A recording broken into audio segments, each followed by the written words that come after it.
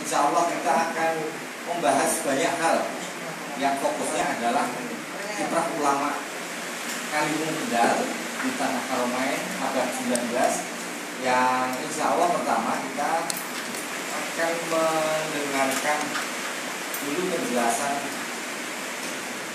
yang berbobot dari dari Romo Dr. Kiai Haji Muhammad Samsudin, karena beliau baru saja menyelesaikan doktornya dengan topik ulama Kalimun, yaitu Kiai Haji Abdul Qadir. Beliau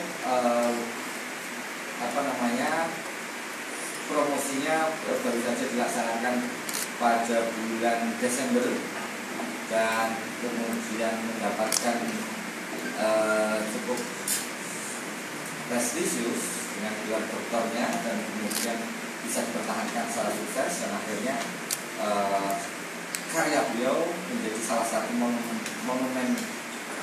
karya monumental bagaimana ulama Kalimun itu berperan dan memberikan kontribusi terhadap ilmu pengetahuan.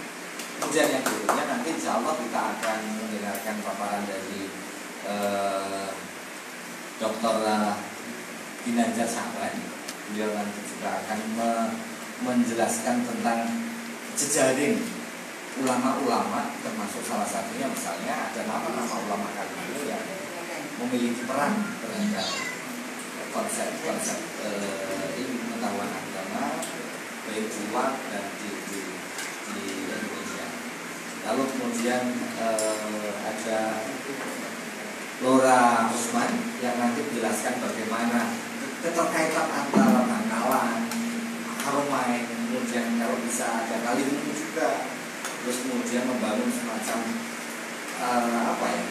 jejaring networking antar ulama, itu yang nanti bisa dijelaskan secara konkret hubungan-hubungan itu, dan akhirnya nanti akan kita juga mendengarkan penjelasan dari salah satu Gus muda yang insya Allah nanti akan menjelaskan bagaimana peran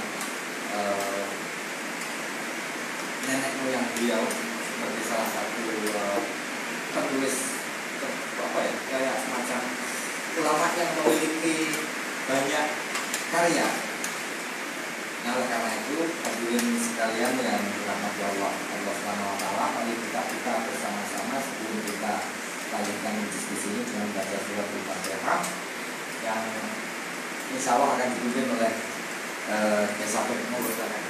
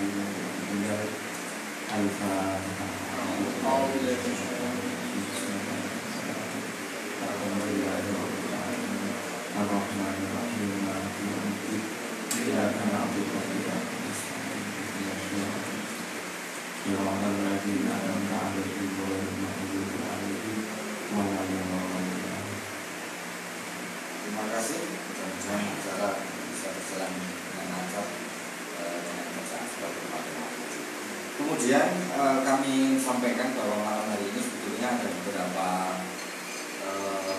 pemantik untuk berdiskusi. Ada Pak Kiai Haji Profesor Dr. Mujahidin Sulema. Beliau adalah filolog, antropolog, beliau dosen Undip yang kebetulan baru saja izin karena harus menyiapkan 3 makalah untuk seminar dan perkuliahan. Oleh karena itu saya kira tidak masalah karena masih ada beberapa narasumber lagi, dan ada Profesor Dr. Haji Abdul Ghafur MAG dalam perjalanan insyaallah ya. Beliau ini Direktur Pasca Sarjana UIN Wali Songo Semarang. Jadi beliau asli Kaliwungu yang juga sebelumnya Gus Ghafur yang sekarang menjadi Direktur Pasca Sarjana.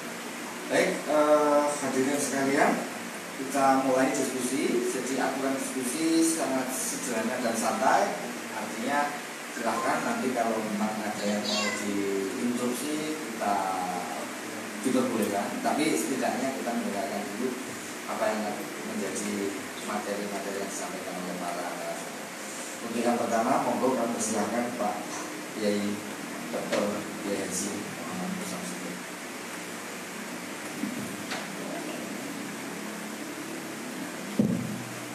Assalamualaikum warahmatullahi wabarakatuh. Waalaikumsalam. Bismillah, alhamdulillah, salatu wassalamu ala rasulillah, la hawla wa la quwwata illa billahil aliyyil azim, amma ba'du. Ustaz Ginanjar, Ustaz Hasan, Dr. Ibnu Fikri. Saya itu kalau menyebut nama-nama gelar itu nggak familiar gitu, dan itu nggak penting. Satu, tidak familiar, nomor dua nggak penting.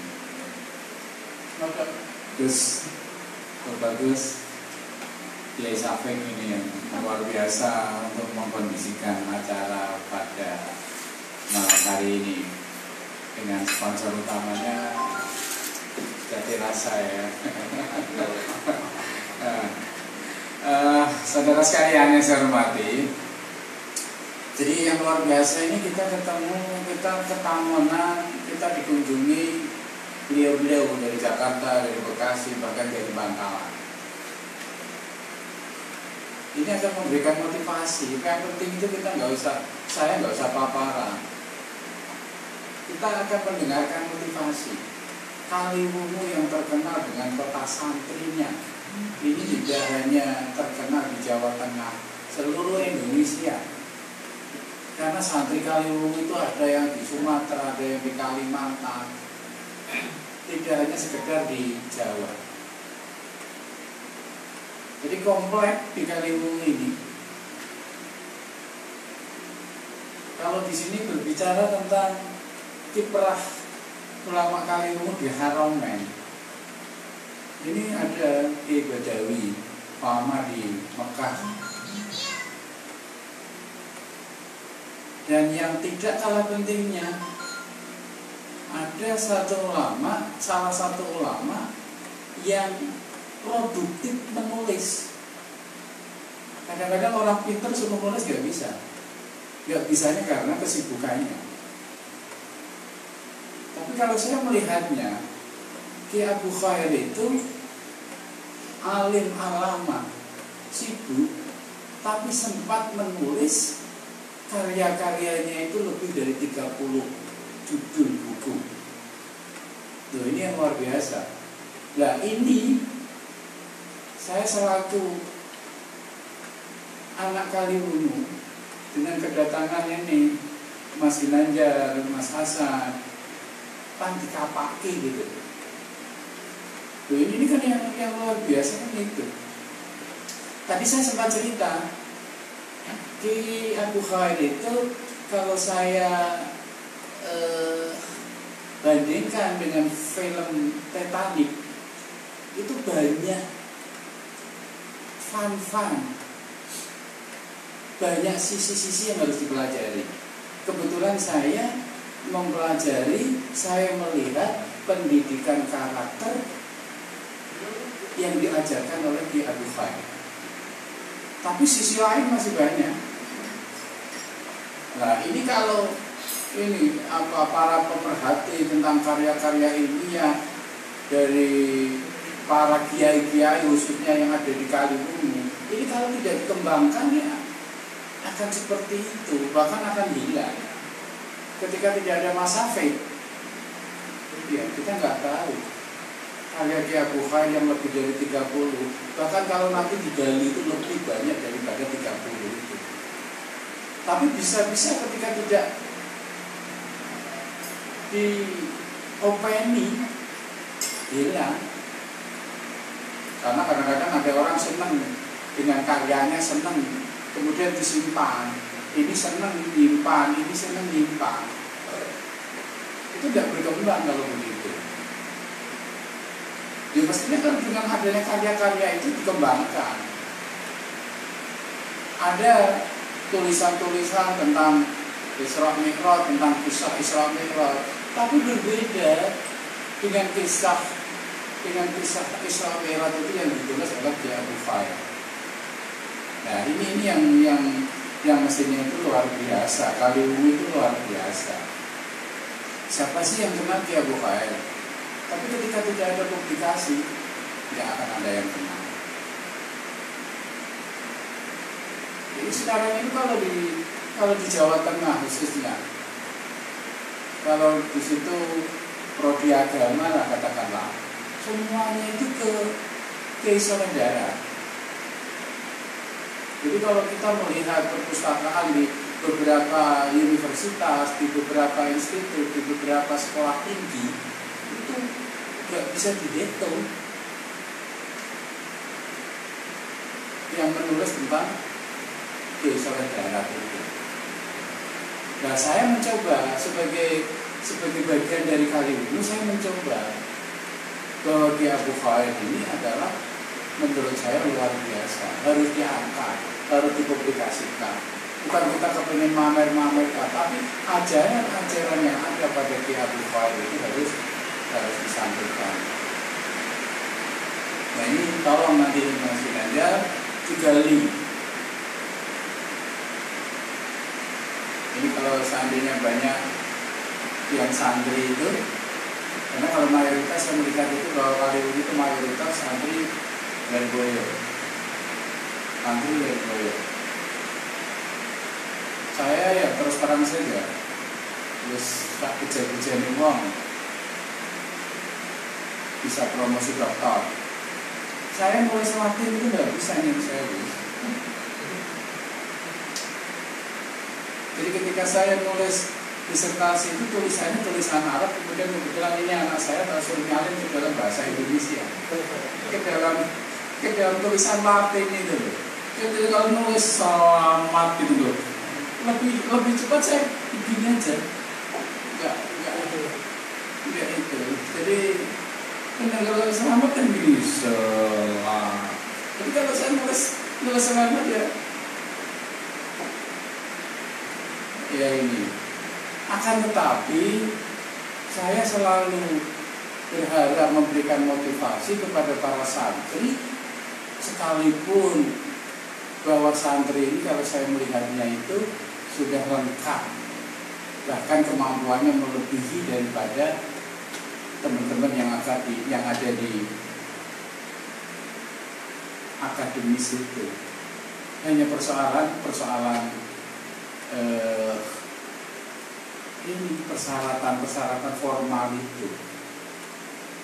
Contohnya saya memberikan motivasi begini. Sekarang orang menjadi petugas haji, TPIHI atau TPIHI. Saya yakin bahwa santri lebih menguasai, khususnya dalam sisi hukumnya, dibandingkan yang umum, kacamata saya. Akan tetapi ketika ada pendaftaran pembukaan, santri tidak ada yang masuk. Karena syaratnya apa? Harus melampirkan ijazah S1. Nggak punya. Akhirnya ya mereka-mereka yang dari umum itu. Nah ini salah satu kelemahan di santri itu. Nah, saya selalu memberikan motivasi, udahlah ambil sekolah, ambil kuliah yang masuknya cuma 1 minggu, dan nanti kalian masuk cukup 1 bulan sekali,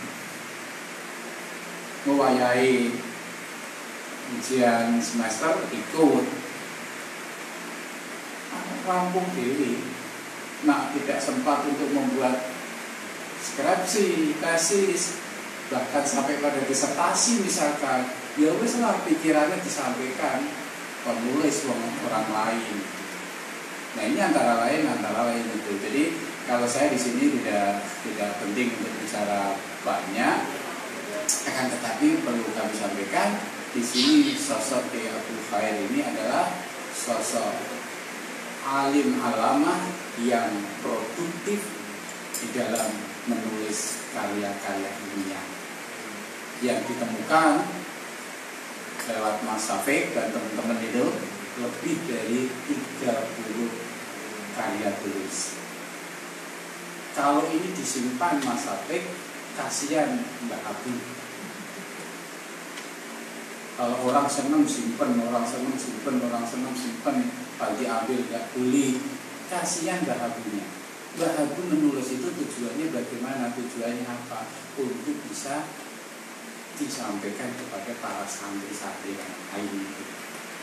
Nah ini yang sudah teruji,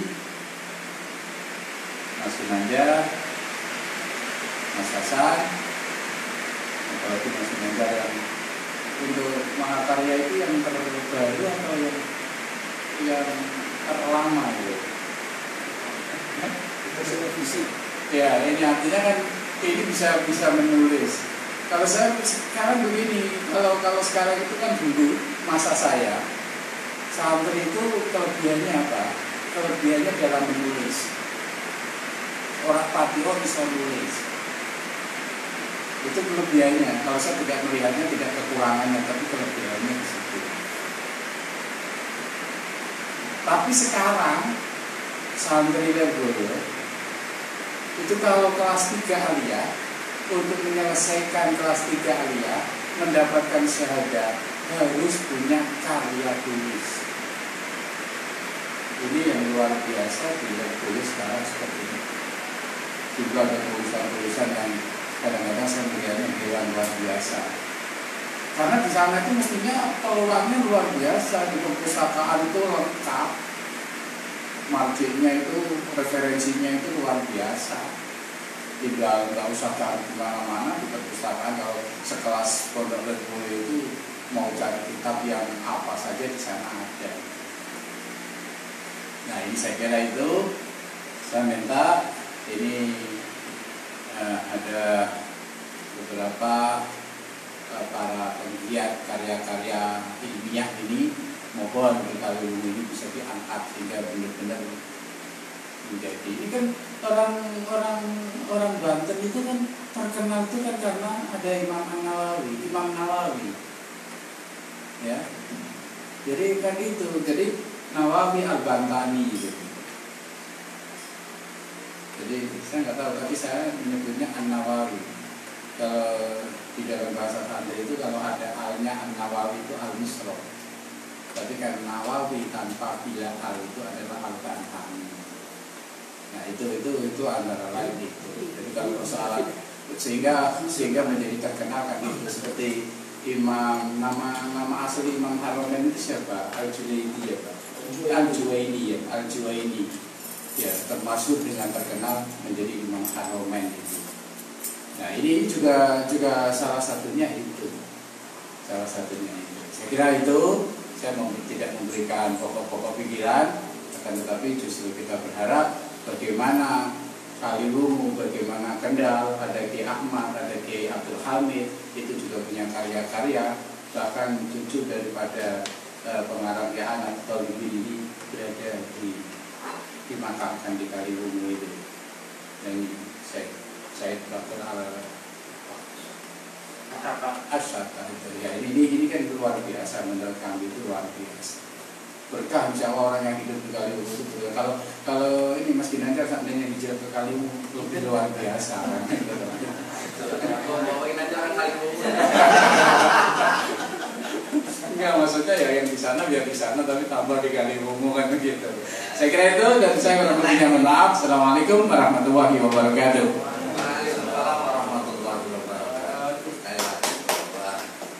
Ya bisa beri aplaus. Ya Haji Muhammad Samsidin ini kan tidak suka untuk berlebihan. Beliau sudah menjelaskan tentang bagaimana Kaliwungu memiliki keistimewaan yang luar biasa. Nah oleh karena itu keistimewaan itu kan patut di apa ya, digali lebih detail, kemudian diperdalam, akhirnya menemukan semacam berlian yang kira mempopulerkan itu kan ada berbagai cara. Nah, oleh karena itu setelah ini kita coba untuk mendengarkan mungkin penjelasan banyak dari Dr. Gunanjar Sabang. Beliau sudah menulis karya yang itu tentunya di sana, dan bagaimana konsepnya, kemudian jaringannya, kemudian perannya, ini mungkin bisa dijelaskan. Kami persilakan dulu.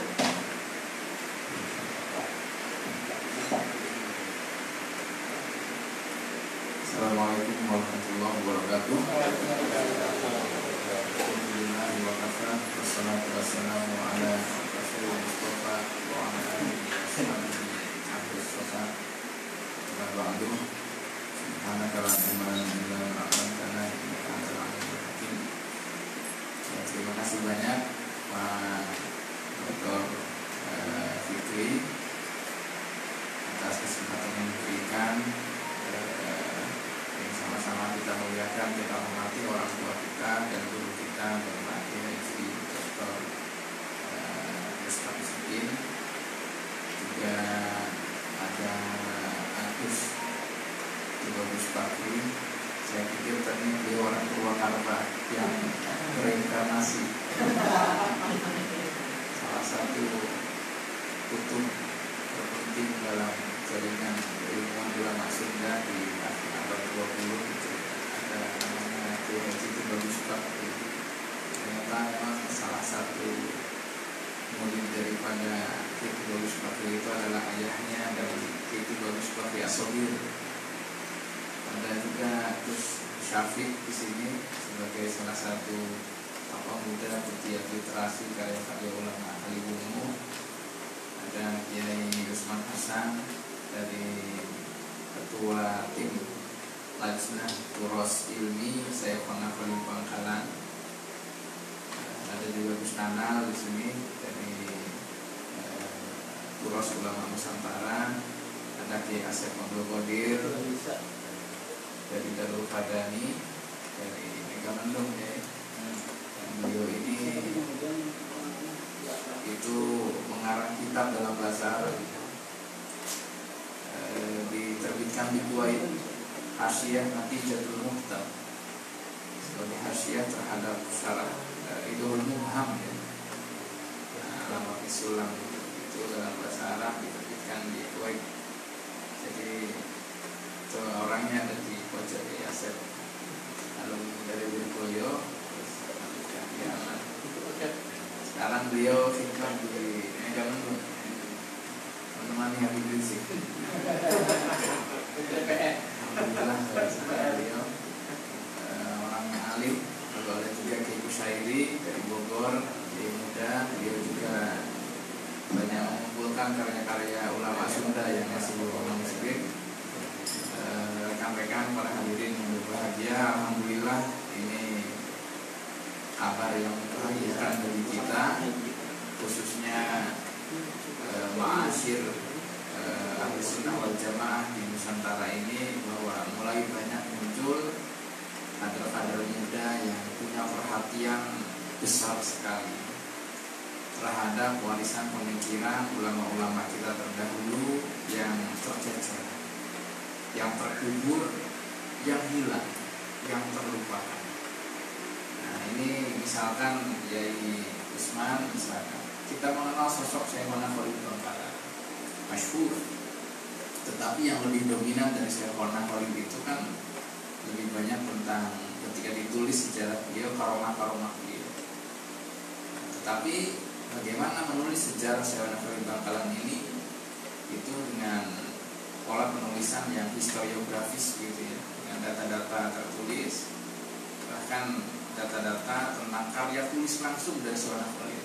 Saya pikir 10 tahun sebelumnya itu dari kita masih sering mendengar kalau Syekhona Khalid itu tidak punya kitab karangan. Tetapi ternyata di sini Cicip Saifuddin Khalil itu melakukan pencarian ke sana kemari, ke Jawa, ke Sunda beberapa tahun gitu ya, sehingga ternyata Saifuddin Khalil itu punya banyak kitab karangan. Dan dalam kaidah sejarah tempat ulama itu kan al-alimu majduhu fi karolisihi kan. Seorang alim itu di antara kesaktiannya itu pasti tertuangkan dalam karolisnya, dalam lembar-lembar kertas yang dia tuliskan pemikiran, yang dia tuliskan karyanya di sana. Maka seorang ulama besar itu pasti punya karya tulis, pasti punya karya. Karena apa? Yaitu memang manhaj yang dari dulu ulama-ulama besar Ahlussunnah wal Jamaah itu lakukan. Dakwahnya bukan hanya dengan tadris, ta'lim, bukan hanya dengan haliyah, tetapi juga dakwah dengan menulis. Karena itu adalah manhaj ulama salafun saleh gitu ya. Dan karya yang ditulis Saifuddin Khalil itu sangat banyak sekali. Ini terus dicari dan setiap pencarian menemukan manuskrip yang baru. Sekarang sudah terkumpul mungkin 30 lebih ya ini, 28. Dan yang sudah ditahqiq alhamdulillah tertib ulang, kemudian dicetak dengan bentuk kitab atau bentuk kodek yang sekiranya anak-anak dan generasi sekarang itu bisa kembali mengakses bagaimana buah pemikiran daripada Saifuddin Khalil. Kemudian Gus Nanal juga misalkan Turas Ulama Nusantara ini itu mencari karya-karya Syekh Nawawi yang hilang. Jadi selama ini kan yang kita kaji karya Syekh Nawawi, tapi ada banyak karya Syekh Nawawi itu yang memang itu masih berupa tulisan dan belum tercetak.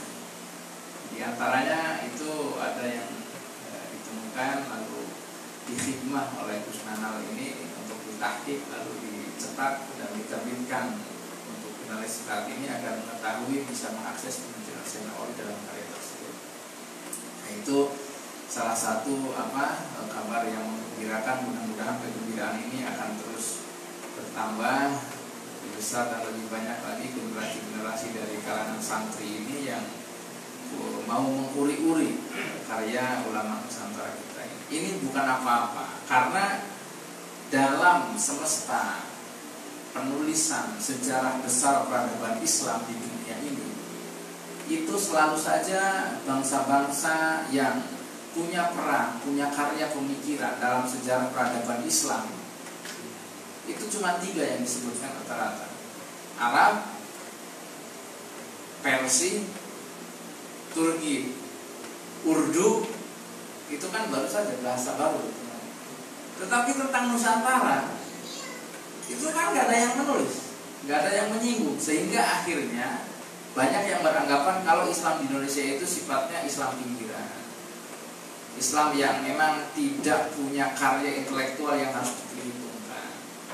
Yang nggak bisa disalahkan juga para peneliti luar berkata begitu. Karena apa? Karena mereka tidak tahu kalau ternyata ulama-ulama Nusantara itu punya banyak karya yang jumlahnya ribuan. Hanya saja karya itu masih menjadi hal yang tersembunyi, yang itu terkubur gitu ya. Dan harta karun terkubur ini alhamdulillah oleh para kiai muda kita saat ini itu mulai dimunculkan kembali harta karun ini. Nah, lalu yang kedua itu ada di dunia barat, misalkan satu orang orientalis dari Jerman namanya Karl Brockelmann. Karl Brockelmann itu menulis satu buah buku ensiklopedi namanya Tarikhul Adab Al-Arabi. Jadi karya ini berbelas-belas jilid dalam bahasa Jerman, tetapi kemudian saya membacanya dalam bahasa Arab. Itu menghimpun ensiklopedi karya-karya tertulis dalam bahasa Arab di berbagai bidang keilmuan. Jadi kitab tafsir dalam bahasa Arab itu apa saja, pengarangnya siapa. Lalu diteruskan oleh muridnya, orang Jerman tapi Muslim, turunan Turki, namanya Fuad Sezgin, menulis kitab namanya Tarikhut Turas Al-Arabi. Nah itu lebih bagus lah, karena di sini kitab-kitab hazanah, kitab tafsir yang ditulis dalam bahasa Arab, dalam bahasa Persia, dalam bahasa Utsmani misalkan, itu dibuat. Lalu ada juga orang Inggris namanya Edward Brown menulis judulnya Tarikhul Adab Al-Ironi atau Sejarah Turos karya ulama Persia. Jadi kitab-kitab fikih yang ditulis oleh ulama dalam bahasa Persia apa saja, sampai kitab hadis yang ditulis dalam bahasa Persia seperti apa saja. Tetapi yang menulis tentang Tarikhul Turos atau Tarikhul Adab di Asia Tenggara, di Nusantara ini belum ada. Nah, ini kan hal yang agak membuat kita berpikir ulang gitu ya. Itu sebabnya kenapa para peneliti itu menganggap kita Islamnya Islam pinggiran, peradaban Islamnya peradaban Islam ya kasta bawah gitu ya, karena tidak punya karya kan ya. Padahal kita punya itu semua, hanya saja memang di antara kita perlu para santri yang punya hikmah untuk bagaimana menghimpun, mengkatalogkan kekayaan hazanah keilmuan ini ya dalam bentuk karya. Ya, tadi alhamdulillah di sini ada Usman, ada Gus Safik, ada Ki Asep, ada Gus Nana dan yang lain itu yang mulai bergerak ke arah itu. Itu yang kedua. Yang ketiga, ketika Belanda mengatakan bahwasannya penduduk pribumi itu buta huruf, itu kan agak menyakitkan gitu ya. Dibilang buta huruf. Buta huruf kata Belanda itu kita buta huruf Latin. Kayak itu buta huruf. Itu menurut Belanda itu buta huruf itu maksudnya tidak bisa membaca menulis Latin. Karena apa? Karena ada satu buah kitab katalog yang dicetak di Kairo pada tahun 1889. Itu hijriahnya 1306 kalau tak salah ya. Itu oleh satu mudir perpustakaan yang ada di Kairo namanya Fihris Al-Kutub Al-Turkiyah wal Farisiyah wal Zawiyah Al-Mahfudhah bil Kutub Khaneh Al-Khidyawiyah di Misr Al-Mahrusa. Agak panjang sebenarnya gitu ya. Yang nulis ini namanya Ali Hilmi Ad-Dagestani, orang Dagestan Rusia, tetapi kemudian bekerja sebagai pegawai perpustakaan di Kairo. Jadi yang menarik itu adalah katalog kitab-kitab ajam non Arab yang menjadi kitab-kitab keilmuan. Itu ada 3 bahasa non Arab yang menjadi bahasa keilmuan dunia Islam yang itu dikatalogkan dan tersimpan itu di perpustakaan nasional Mesir pada saat itu 1889-an. Itu 3 bahasa ajam itu. Satu At-Turkiyah, yang kedua Al-Farisiyah, yang ketiga Al-Jawiyah. Jadi bahasa Jawi itu Nusantara, yang Melayu ya Jawa gitu ya. Bahasa Jawi itu setara sepadan dengan bahasa Persia dan bahasa Turki sebagai bahasa ajam yang mewakili tradisi keilmuan, dan itu sudah diakui dalam dunia Islam saat itu gitu ya. Yang mana pada saat itu orang Belanda bilang kita buta huruf. Nah, ini beberapa timbunan harta karun sejarah ini yang harus memang digali oleh kaum santri sendiri. Karena kalau nggak sama kaum santri itu kadang-kadang dibilangnya misalkan perang Palembang atau perang Jawa itu kan kaum santri yang memang berperang dan memimpin perang, tetapi kan disebutnya para haji. Atau misalkan pemberontakan perlawanan yang ada di Cilegon tahun 1858 itu kan murid-muridnya Syekh Abdul Karim Banten, para ulama tarekat Qadiriyah Naqsyabandiyah. Tetapi karena yang menulis sejarah itu bukan santri, dibilangnya pemberontakan kaum petani. Ya santri di sini harus menuliskan sejarah mereka sendiri agar tidak agar tidak dikaburkan. Nah itu yang ketiga. Lalu yang keempat, ini satu poin lagi singkat saja karena sudah malam. Saya kalau sudah malam ini khawatir Pak Usman ini kan malam-malam ini jadwalnya banyak. Semakin malam semakin banyak jadwalnya. Yang keempat ini tentang Kaliwungu. Ulama Kaliwungu itu ternyata sudah tercatat bermukim di Mekah itu sejak pertengahan abad ke-19. Bermukim dan menulis karya di sana. Di antaranya ulama Kaliwungu yang bermukim di Mekah pada pertengahan abad 19 dan menulis karya itu adalah Kiai Abdul Manan, yang mana itu adalah ayah dari Kiai Abdul Khair, yang mana itu adalah ayah dari Kiai, nah ini buyutnya Gus Bagus Bakri ini. Itu menulis nazom kitab Hikam Ibni Athaillah As-Sakandari di Mekah pada bulan Ramadan tahun 1274 gitu. 1274 atau 1275. Ya kalau dikonversi itu tahun 1850-an. 1850 itu kan sebelum Ki Soleh Darajat. Itu hampir bersamanya dengan zaman Kiai Ahmad Rifat Ali Khalaf. Itu pertama. Yang kedua, ulama Kendal lainnya itu tercatat bermukim di Mekah generasi setelahnya Ki Abdul Manan. Dan ini tercatat dalam bukunya Sunafur Bronyo Mekah tentang masyarakat Mekah akhir abad 19, termasuk di sana ulama-ulama Nusantara yang mengajar di Mekah dan yang karyanya dicetak di Timur Tengah, di Istanbul, di Kairo dan di Mekah. Di Mekah itu percetakan masuk itu lebih belakang daripada Istanbul dan juga dari Kairo. Jadi ketika Gutenberg itu menemukan mesin cetak dan dunia percetakan itu berkembang di Eropa pada tahun 1420 sekian, itu baru sampai di dunia Islam, berkembang di dunia Islam itu kurang lebih 250 tahun atau 3 abad setelahnya. Ada satu tokoh namanya Ibrahim Mutafarrika. Itu orang Hungaria Muslim yang menjadi diplomat pada masa Turki Utsmani, membawa teknologi cetak itu berkembang di dunia Islam dan beroperasi di Istanbul oleh Ibrahim Mutafarrika ini. Tetapi saat itu para ulama berdebat, ini boleh tidak kitab-kitab Al-Quran dicetak. Nah, saat itu fatwanya yang boleh dicetak kitab-kitab di dunia Islam itu adalah kitab-kitab umum, kedokteran, handasah, teknik gitu ya. Kemudian ya ilmu umum lah rupanya. Adapun kitab-kitab semacam Quran, tafsir, hadis dan sebagainya itu la ya juju, orang Sunda ya juju, pala ya juju, maka tidak boleh. Tetapi dalam perkembangan berikutnya itu kan tahun 1700 awal, berkembang lagi di Mesir pada masanya Muhammad Ali Pasha.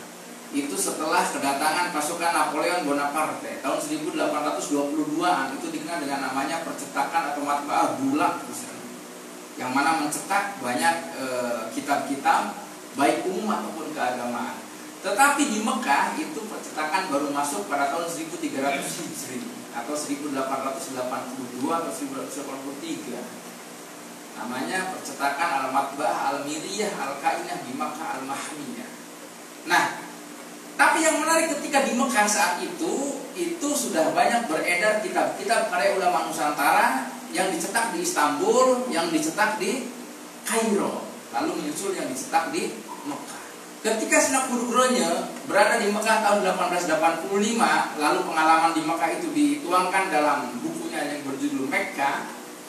Itu dikatakan salah satu karya ulama Nusantara yang dicetak di Timur Tengah itu adalah kitab satu orang yang berasal dari Kendal, namanya Abu Hamid bin Qodi Ilyas, namanya As-Salsal fil Madkhal fi Ilmi Sharh. Jadi itu dicetak sudah dari tahun 1885 itu Bapak-bapak. Termasuk karyanya Kiai Maksum bin Salim Semarang, yaitu Hasyiah Taswiqul Fulan ala Syarah Mukhtasar Jiddan alamatan ala Jurumiyah. Jadi yang mengarang kitab Mukhtasar Jiddan itu Mufti Syafi'i di Mekah, namanya Sayyid Ahmad Zaini Dahlan, wafatnya 1885-1886. Tetapi karya ini kemudian diulas, dihasyiah oleh muridnya yang masih muda saat itu. Karena ketika dicetak itu Taswiqul Fulan itu taklif Asyab Al-Fadil Najib Al-Kamil gitu ya. Jadi seorang pemuda yang kecerdasannya di atas rata-rata. Itu orang Semarang, yaitu Kiai Maksum bin Salim As-Patron. Nah, tentu satu lagi yang dari Jawa Tengah terkenal itu adalah Kiai Soleh Darat. Nah, itu beberapa karyanya dicetak juga, ada di Mekah, Syarah Hikam bahasa Jawa, termasuk di Singapura. Ada satu lagi sebenarnya ulama dari Jawa Tengah yang memiliki karya tetapi dalam tasawuf dan belum tercetak. Itu adanya dari Sukorejo, Banyumas, namanya Ki Ilyas. Ki Ilyas itu salah satu murid daripada Syekh Sulaiman Zuhdi An-Naqsyabandi Al-Khalidi. Nah itu diantara jejaring tarekat Naqsyabandiyah Khalidiyah di Nusantara. Di antara Jawa Tengah tokoh pemegang kuncinya itu adalah Kiai Ilyas dari Sukorejo. Ada juga dari Jawa Tengah ini namanya Kiai Ibrahim Drumpung. Itu murid daripada Syekh Abdul Karim Banten yang menurunkan Kiai Abdul Rahman ya, Meranggen itu. Lalu Kiai Abdul Rahman Meranggen, lalu Kiai Muslih Abdul Rahman Meranggen. Jadi Jawa Tengah ini secara tradisi keilmuan dan tradisi literasi, tulis menulis kepengarangan itu tradisi yang sudah sangat lama sekali.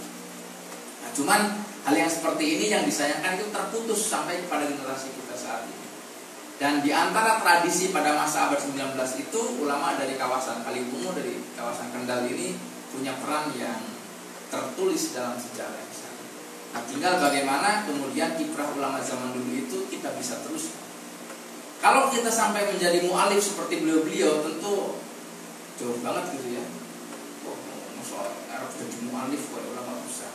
Ya kalaupun tidak bisa jadi mu'alif, minimal kita khidmah meneruskan itu dengan apa? Dengan menjaga, melestarikan karya-karya ulama yang masih ada, lalu bagaimana menyambungkan itu terhadap generasi sekarang agar tradisi keilmuan tidak putus.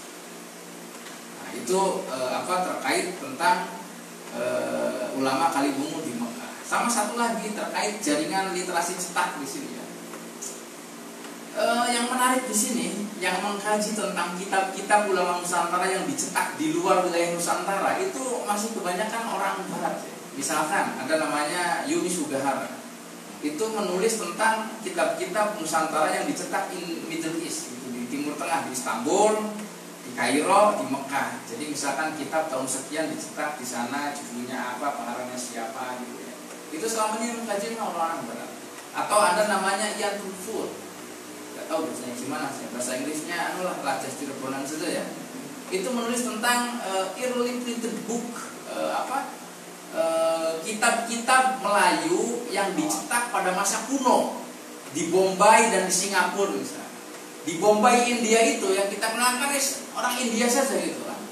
Apalagi tentang siapa sinetron India yang menguras air mata ibu-ibu itu kan. Nah ternyata di India itu, yaitu di kota Bombay, pernah menjadi salah satu pusat literasi dicetaknya kitab-kitab karya ulama Nusantara di sana. Di antaranya kitabnya Basim Asy'ari ada yang dicetak di sana. Kitab judulnya Al-Idah fi Bayan Hukmi Nikah. Itu dicetaknya di Bombay, di India. Nah itu yang kajian gitu ya. Ada juga yang mengkaji tentang percetakan Melayu di Singapura. Nah, ini yang juga yang mengkaji. Yang menarik, di antara pelopor percetakan kitab yang ada di Singapura pada akhir abad 19 itu selain penguasa Kesultanan Riau Lingga, Raja Ali Haji, Raja Ali Kelana, itu ada yang dari Semarang, namanya Muhammad Saleh Pak, tapi bukan Ki Saleh Darat. Kalau tidak Muhammad Saleh, Muhammad Siroj itu berasal dari Semarang. Tetapi kenapa dulu mereka tidak bisa mengembangkan percetakan itu di Hindia Belanda? Karena kan Belanda memiliki kebijakan pemerintahnya untuk mensensor, harus izin dulu. Makanya dulu kitab-kitab ulama Nusantara lebih banyak dicetak di luar Nusantara, di luar Hindia Belanda pada saat itu. Karena apa? Karena Belanda saat itu punya kebijakan kalau kitab-kitab yang ditulis oleh orang pribumi mau dicetak di sini, di Hindia Belanda itu susah. Tetapi dicetak di Singapura kan koloninya Inggris, ya kan? Bombay kan koloninya Inggris. Nah, kalau Mekah apalagi merdeka itu. Nah itulah yang bisa disampaikan. Mudah-mudahan bisa menjadi bahan diskusi. Ini sudah malam ya. Saya tidak mau mengganggu nanti rencana untuk berjihad di malam hari. Itu saja yang bisa disampaikan. Mohon maaf. Terima kasih banyak. Wassalamualaikum warahmatullahi wabarakatuh.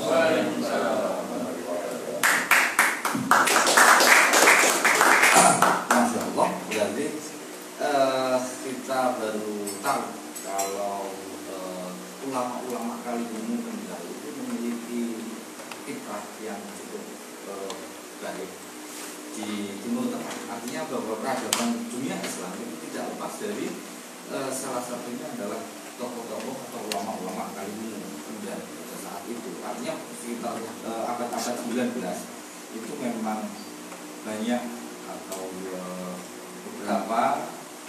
mengirimkan santri-santrinya untuk belajar di Mekah, Madinah, lalu kemudian mengembangkan ilmu pengetahuan di sana.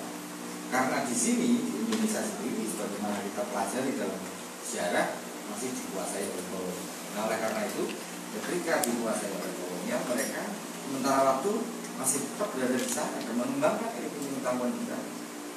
Kalau mereka pulang, bisa jadi habis riwayatnya. Nah, oleh karena itu, stay di sana untuk sementara mengembangkan ilmu pengetahuan, lalu setelah ada jeda waktu mereka pulang. Contoh misalnya, kalau saya sering berdiskusi dengan Pak Oman Fatur Rahman itu, bahwa kenapa Syekh Nawawi Banten itu karirnya itu tetap bagus di luar, tidak bagus di Banten, karena memang Syekh Nawawi itu dihadang oleh kolonial, terutama dalam tanda kutip, kalau ada catatan sejarahnya bahwa Syekh Utsman yang konon adalah salah satu keturunannya adalah Habib Rizik itu menghalang-halangi karir Syekh Nawawi Banten di Indonesia. Nah, ini kan catatan-catatan sejarah yang kemudian perlu luruskan sehingga ada penjelasan sejarah dan mereka ke Lora, kemudian itu Bagus Bakri atau kita langsung ngobrol ya? Beliau dulu. Oke, beliau dulu ya, karena beliau itu jauh-jauh dari Bangkalan. Barangkali ada informasi yang luar biasa yang bisa kita ambil. Monggo, kamu silakan.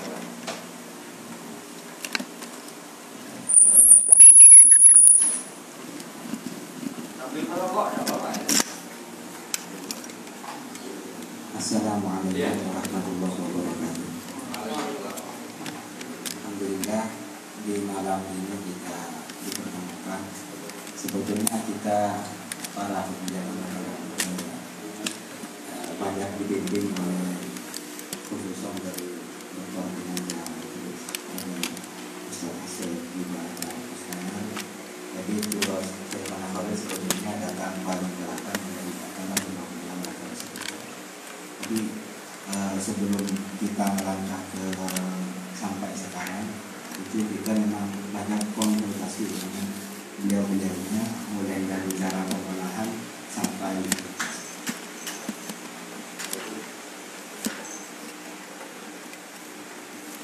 yang kami muliakan, bahwa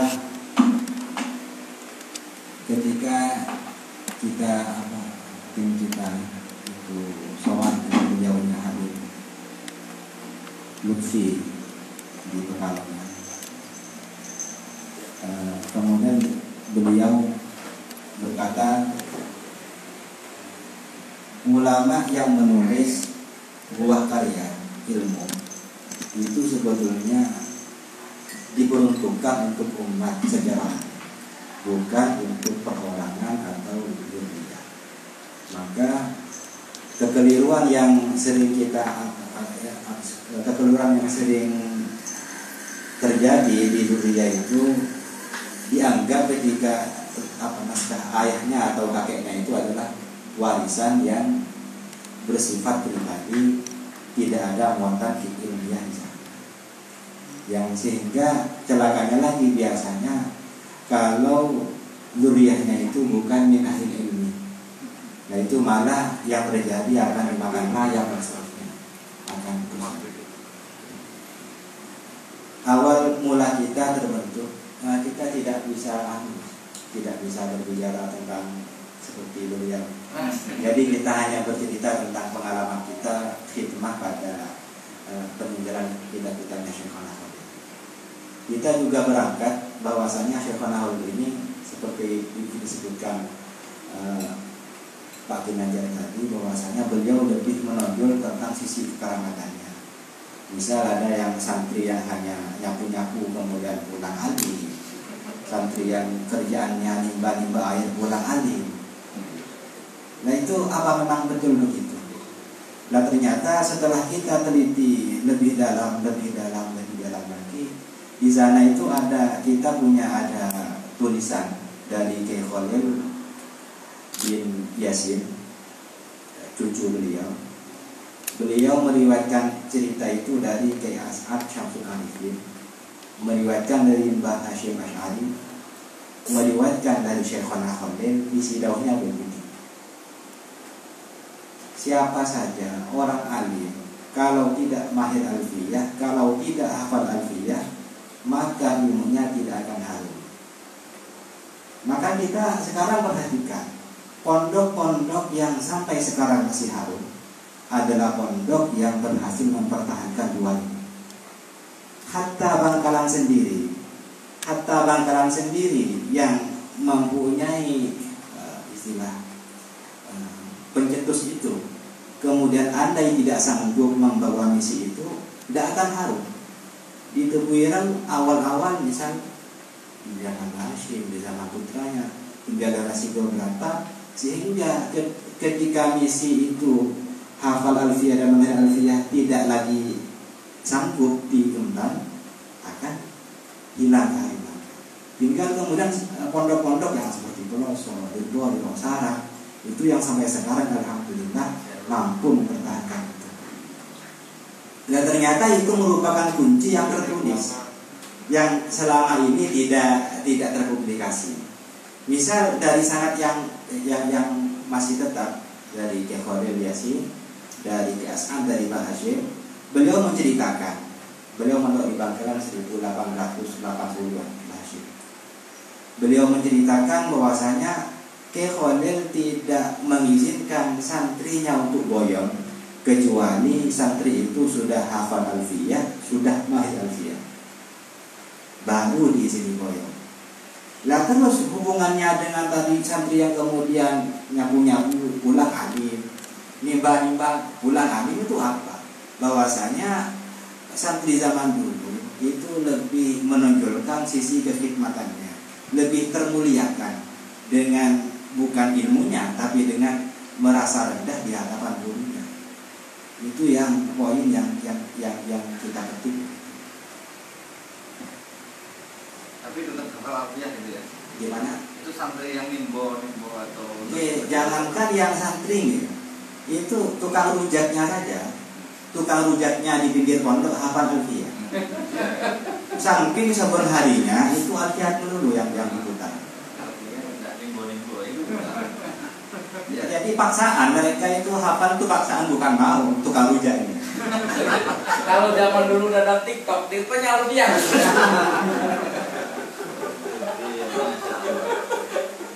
Jadi kajian-kajian seperti itu yang kita maksudnya turuk ilmi ini menunjukkan bukan Syekhona Khalil jangan hanya didengar keramatnya saja, oke, itu keramat, tapi kan gak bisa kita tiru. Yang bisa kita tiru ya alfiyahnya, mahirnya, ila akhirih. Itu yang kemudian yang mau kita gali. Selanjutnya kita sangat terpengaruh dengan ucapan Imam Syafi'i yang pernah mengomentari Imam Laits. Beliau pernah tahu karena al-Laitsu afqah min Malik. Sebetulnya Imam Laits itu lebih fakih kalau mau diakui. Tapi walakin lam yaqumu bihi. Sayangnya santri-santrinya tidak ada yang merawat keilmiahan guruan itu, baik dengan merawat dengan cara riwayat misal atau dengan cara tatulis misal. Nah, di kita itu alhamdulillah baru-baru ini sudah ada yang siap merawat dari peninggalan dakwah. Lah harapan kita di Kendal juga begitu. Kita juga ingin ngaji dari ulama-ulama kita. Alhamdulillah juga ada masyarakat. Awal mula kita sempat pesimis ketika bergerak sampai ke sejauh ini, kepercayaan sampai ngerti. Tapi kita yakin setiap wali Allah itu bendasnya murah, dermawan, akan membiayai semua kebutuhan dan akan mempermudah semua tingkah. Dan terbukti awal mula kita itu cetak kitab itu ini jadi ada kitab ini. Kita sengaja pilih yang paling kecil, sebab ini yang paling belajar lah gitu. tempat pembelajaran awal, kita garap selesai paling antara sebulan 40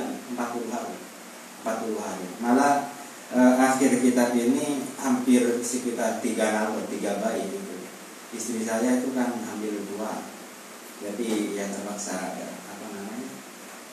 waktu itu nulis hampir selesai tapi istri sudah sakit, jadi terpaksa bawa pulpen, bawa kitab, nulis, memindah dari manuskrip ke tulisan tangan, kemudian dari tangan ke komputer. Prosesnya begitu. Lah yang dari tangan itu selesai dilakukan di ruang persalinan. Jadi istri saya sambat-sambat di sini nulis aja, emang tinggal sedikit demi khidmat ke beliau. Dan kami kira Abu Syafiq sebagai khidmat yang ke ulama Kalimun di Kendal ini, dia juga akan mengalami hal serupa. Banyak ikatan batiniyah akan diperoleh ketika yang mengaji kitab-kitab beliau. Tapi masih tujuannya dia. Masalah besar. Harusnya tugasnya beliau ini. Gurunya itu. Jadi memang banyak keunikan-keunikan yang kita temukan. Misal yang kita temukan dari manuskrip beliau tentang tahun kelahiran. Banyak di orang-orang kita itu yang menyangka Syekh Nahwi itu umurnya sampai 100 tahun lebih. Bahkan Syekh Yasin Al-Madani dalam tarjamahnya atas Syekh Nahwi mencatatkan di atas itu Al-Mu'ammar ma faqal mi'ah, umurnya di atas 100 tahun. Tapi ketika beliau itu mencatat tanggal lahir 12 Rajab tahun 1252 Hijriah dan wafatnya 1343. Lo itu gak ketemu. Jumlahnya itu ketika tahun lahir 1252, wafat 1343 itu hanya 92 tahun. Lo ini kan ada yang keliru di situ. Yang benar yang mana? Kemudian kita cek lagi. Sebab ketika tidak ada murajjah, maka ya jangan ditarjih memang. Nah, kebetulan kita itu di waktu ke Jepara sama Musnana juga. Di sana ada Mbah Nawawi Melongo, termasuk santrinya Syekhona yang sepuh. Beliau juga guru dari Mbah Masud Kasem sebelum ke Bangkalan. Beliau punya kitab Alfiyahnya Syekhona, yang kebetulan di kitab Alfiyah itu terdapat 4 judul Alfiyah. Kemudian Nuzhatullah kita temukan gandanya. Jadi yang ganda pertama di Madura, gandanya ada di Masya Allah, di Jepara itu. Kemudian ada Nawam Jazariyah. Nah di sana uniknya terdapat tahun di akhir kitab Alfiyah dan di akhir kitab Nuzhatullah itu ada catatan Tarikhu Wiladatil Katib 1252. Nah ini murajjah ini. Sangat murajjah sekali karena dari yang bersangkutan. Dan banyak hal-hal yang kita temukan. Misal guru Syekhona yang di Mekah, ternyata beliau itu gurunya itu banyak sekali. Bahkan ada kitab beliau yang Hasyiatul Bajuri yang beliau tulis tangan 2 juz itu tulisan tangan semua. Di pinggirnya juga banyak catatannya. Itu bertahun 1280-an. 1280-an ini sekitar umur Syekhona usia 38-an itu. Gurunya ternyata Syekh Muhammad Hasanullah Al-Misri, ada ya. Sahib Raudhat, Masya Allah. Ahtimaliannya syarat dari Ahtimalian itu syarat dari kita apa? Kita fikih itu gimana? Ahtimalian Raudhatul Badi'ah. Pengarang kitab Raudhatul Badi'ah itu adalah Syekh Hasanullah Al-Misri, itu adalah gurunya Syekhona dalam bidang fikihnya. Di samping juga Syekh Abdul Hamid Nasyarwani Muhasyiddul Faid. Jadi memang orang-orang besar-besar semua, dan itu bisa kita lacak sebab ada tulisannya. Nah harapan kita di tempat-tempat lain, misal di Kaliwung sini atau di tempat-tempat lain juga melakukan hal yang serupa, sehingga kekayaan intelektual ulama-ulama kita terselamatkan.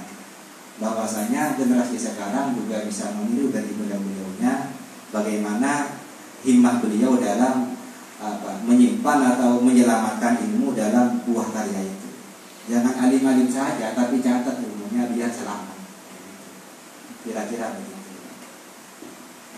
Mungkin cukup dari kami. Mohon maaf apabila banyak kekurangan. Wassalamualaikum warahmatullahi wabarakatuh.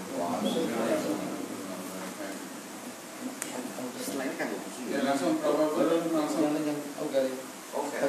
kesimpulannya. Baik, alhamdulillah luar biasa. Jadi Lora Usman Hasan ini adalah salah satu, yaitu tadi yang saya jelaskan di awal, beliau cicit dari Syekhuna Bangkalan, masih ada karakter itu yang memang kewajibannya muri-muri itu adalah melestarikan peninggalan Syekhuna Bangkalan. Saya sangat sepakat dengan apa yang disampaikan bahwa kita terlalu masuk dalam persoalan-persoalan ini, keramat, kemudian supranatural, tapi melalaikan persoalan-persoalan intelektual. Padahal yang namanya ulama itu alim itu kan harus memiliki pengetahuan. Nah, pengetahuan itu diraih ya dengan cara belajar. Nah, oleh karena itu kita akan mendengarkan ya barangkali penjelasan atau apa begitu dari sosok yang menjadi salah satu turunan ulama Kaliwungu yang menjadi penulis yang tadi disebutkan oleh Dr.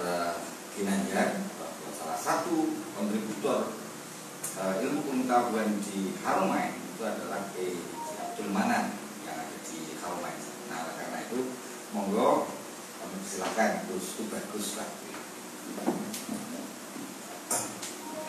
Assalamualaikum warahmatullahi wabarakatuh. Bismillahirrahmanirrahim.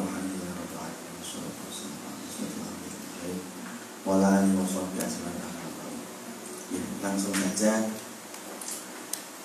saya ini sebagai keturunan dari Abdul Manan, kemudian Yai Abu Khair, terus Abah Ahmad Munib, kemudian saya, yang mana dari sesepuh saya itu memang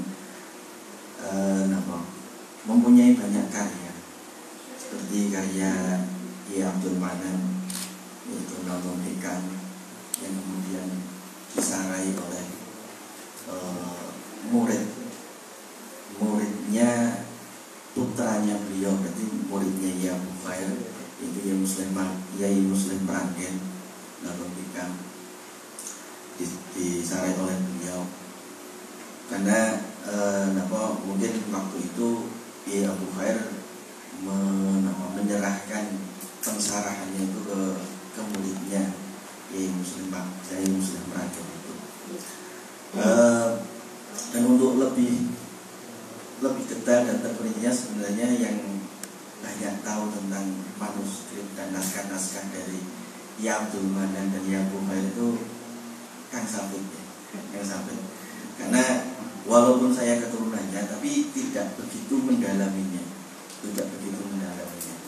Jadi kalau ingin lebih tahu dan lebih detail tahu tentang manuskrip dan naskah-naskah beliau ataupun cerita-cerita di balik naskah-naskah tersebut yang sudah karyanya itu, kalau yang Bukhari itu ada 30-an lebih seperti tadi yang dijelaskan oleh Pak Kiai Haji Muhammad Mustamsuddin. Nah itu yang diketemukan baru sebagian, walaupun karya ada 30 lebih, tapi yang diketemukan itu baru sebagian dari karya-karya tersebut. Nah, saya juga merespon adanya turos-turos yang ada dari turos ulama Nusantara, turos nama Syekhuna Khalil ini, turos ilmi Syekhuna Khalil ini. Kalau di sini sudah ada, tapi bentuknya bukan turos, jadi namanya komunitas yang dihimpun oleh Kang Safik itu, jadi menggabungkan antara komunitas yang ada di Kaliwungu dan Kendal. Itu namanya Kopi Kumanis. Jadi komunitas pecinta kitab kuning, manuskrip dan sejarah Kaliwungu Kendal. Jadi Kopi Kumanis Kaliwungu Kendal. Jadi namanya lebih familiar. Namanya nama santai. Kalau di Semarang ada komunitas kopi soda, di sini ada Kopi Kumanis. Nah itu saya juga monggo untuk karya-karya Yai Abdul Manan, monggo bisa disinkronkan dengan turos-turos yang lain agar jadi kita akan lebih banyak manfaatnya itu. Jadi ketika karya-karya tersebut bisa dipelajari, kemudian bisa digali oleh orang yang lebih banyak, itu lebih bermanfaat. Dan saya yakin dari pengarang-pengarang tersebut, dari Yai Abu Khair atau Yai Abdul Manan, keinginan juga seperti itu. Beliau mengarang kitab bukan karena ingin mendapatkan apa, maksudnya apa itu hal-hal yang duniawi ya, apakah ketenaran, apakah materi, tidak, akan tapi ingin mensiarkan ilmu. Jadi ketika yang menikmati, yang mau mempelajari, kemudian menggali ilmu tersebut lebih banyak, berarti kan lebih banyak manfaatnya untuk masyarakat. Jadi untuk bisa dipelajari oleh mungkin tidak hanya di Kaliwungu, tapi bisa di berbagai daerah. Nah itu insya Allah bio-bio itu akan sangat senang. Nah mungkin itu yang bisa saya sampaikan. Jadi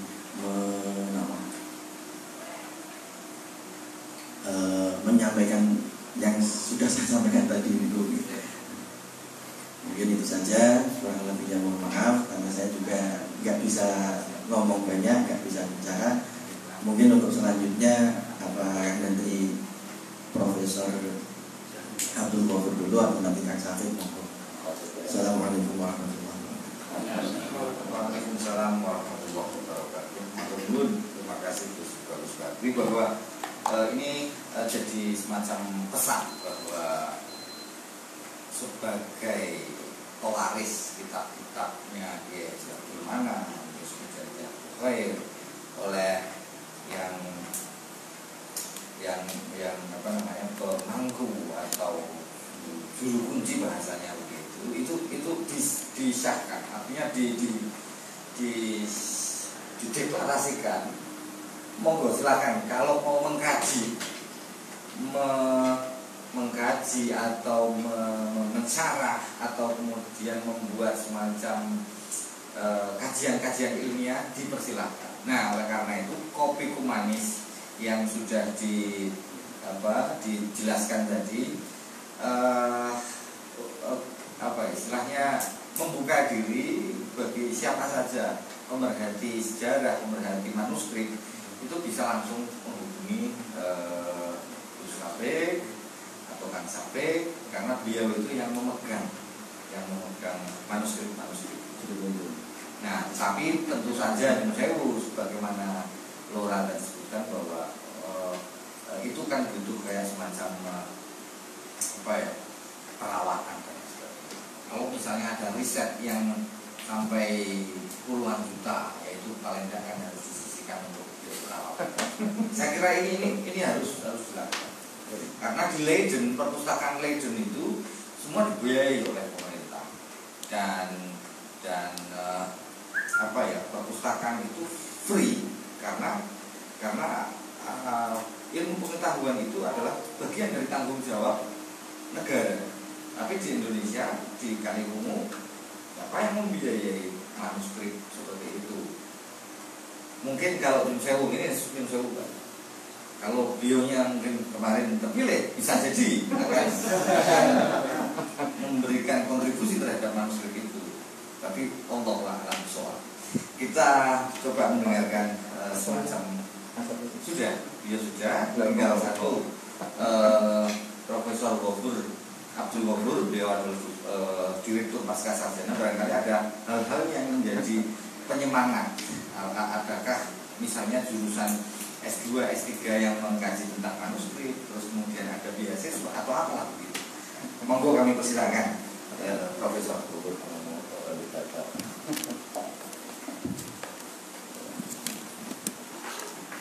Assalamualaikum warahmatullahi wabarakatuh.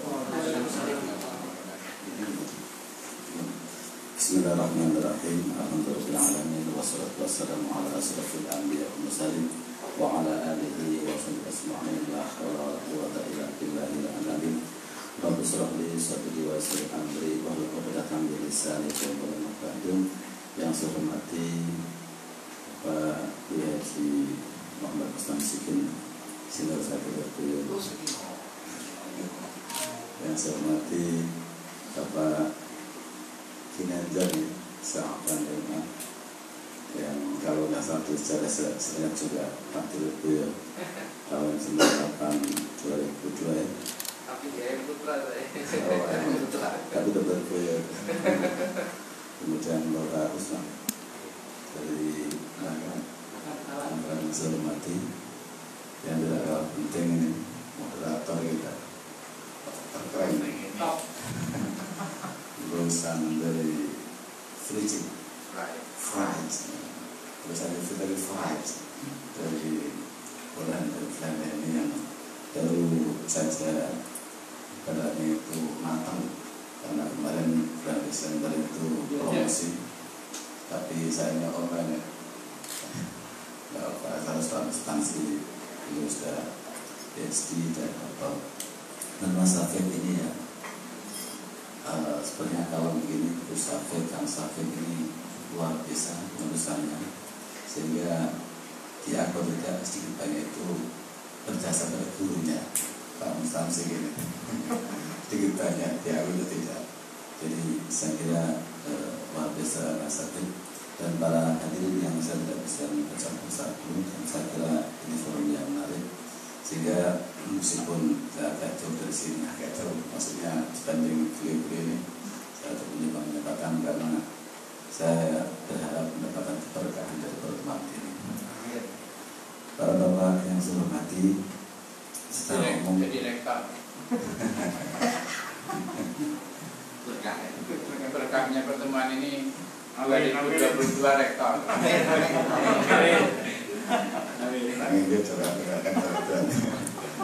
Ya, terima kasih kepada semuanya. Jadi saya secara pribadi tertarik dan kebetulan ini diangkat oleh Mas Taufik sebagai apa nggak tahu ya, pembina atau penasihat apa itu di jelas. Dan saya diajak diskusi tentang naskah-naskah yang beliau amankan dan sebagainya. Saya memang pernah menyampaikan kepada Mas Taufik bahwa langkahnya sudah sangat bagus, tetapi perlu juga di samping mengcompile, mengumpulkan hal yang terserah itu, berserakan itu, kemudian coba diambil nilai-nilainya untuk kemudian disampaikan pada masyarakat, sehingga ada kesadaran bahwa apa-apa yang ditulis oleh beliau itu sebetulnya punya nilai yang luar biasa untuk kita hadirkan pada era sekarang ini. Karena tentu ketika seseorang itu mengarang atau menulis itu tentu dengan hati yang bersih, dan kemudian ada mutiara-mutiara di sana. Sehingga kemudian perjuangan Kang Safik antara lain yang saya ketahui itu mengcompile dan mencoba untuk mencetak kembali, itu sudah langkah bagus. Tapi bagaimana kalau kemudian ada kajian-kajian tertentu yang kemudian dari kajian-kajian ini bisa terwariskan kepada generasi berikutnya.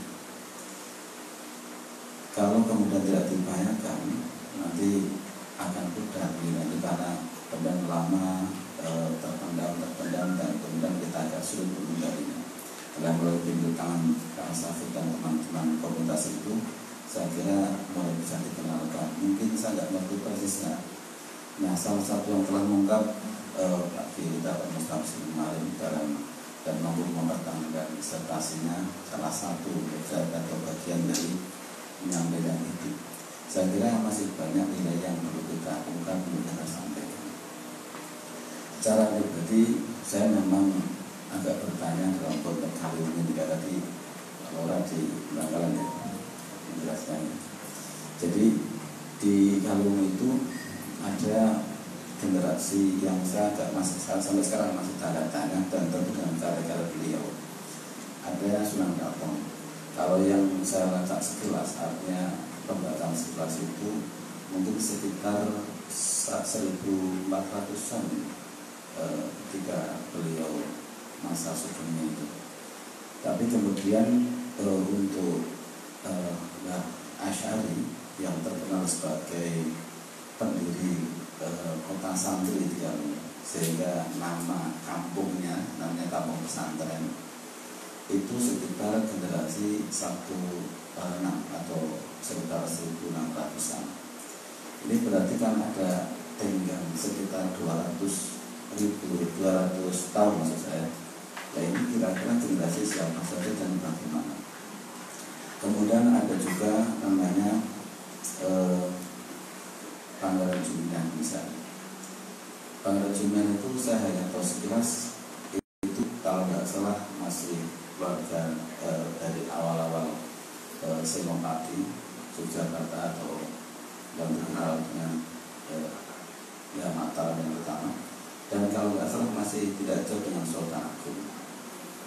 Nah, kemudian saya belum dapatkan data yang konkret tentang bahwa Ya'asar itu adalah salah satu ulama yang dikirim bekalinya dari Mataram. Jadi kalau generasi itu memang generasi Mataram. Nah, saya juga pernah membaca bahwa beliau itu adalah pengamal salah satu toriko Satoriyah kalau nggak salah, Satoriyah. Nah, artinya gini, bahwa sekarang di Kalimun itu tradisi untuk bertoriko itu sudah beda dengan dulu. Saya masih kecil tahu misalnya ada beberapa lagi yang melakukan itu, misalnya ada Yufadil misalnya, kemudian yang terkenal pernah ketemu dengan Nabi Khidir saya dengar, kemudian yang tetapi kemudian saya masih bertanya karya-karya beliau itu di mana. Saya juga mendengar bahwa misalnya Pangeran Jumian itu juga punya karya-karya yang istilahnya itu apa istilahnya itu memang arahnya ke arah ajaran yang bukan apa budaya jati. Lah itu budaya jati. Nah, tentu ini kan meskipun mungkin hanya baik berapa kata, saya kira ini satu hal yang mungkin perlu ditelusuri dan sebagainya. Kemudian kalau Sunan saya juga belum tahu, tapi yang jelas ini kan yang saya tahu dari Kepala Katong dari Ponorogo yang kemudian juga punya cita sendiri kemudian sampai di Kalung. Jadi Kalung yang kota kecil ini kebetulan yang saya berasal dari sini itu memang banyak tokoh yang luar biasa menurut saya. Yang benar perlu kita gali, dan kenyataannya memang Kalung itu terkenal sebagai kota santri dan menghasilkan para kiai yang ada di berbagai luar Kalung ini. Nah, ini kalau kemudian dicermati, setidaknya satu, kita bisa menggali tiang utara itu, kemudian nanti bersinergi dengan yang lain. Yang kedua, bahwa ini akan memberikan satu spirit pada generasi berikutnya, bahwa kita itu pernah punya orang lain yang sangat-sangat komitmen untuk mengembangkan ilmu di bumi Kalung ini dan kendala Kalungan dan mungkin bisa pada umumnya. Nah, kalau ini tidak ada yang nguri-nguri, mungkin pengalaman Mas Ginanjar itu mungkin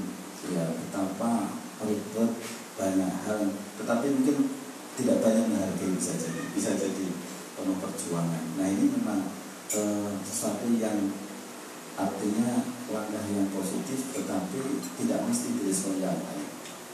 Sebab itu makanya dalam forum ini saya memang data saya tidak punya banyak, tetapi setidaknya saya punya pemahaman bahwa dengan mengcompile, mengumpulkan dan mengambil hikmah-hikmah dari pemikiran itu yang kita hadirkan dalam konteks sekarang, yang dalam konteks carut marut kehidupan sekarang ini ibaratnya satu mutiara yang perlu kita munculkan lagi.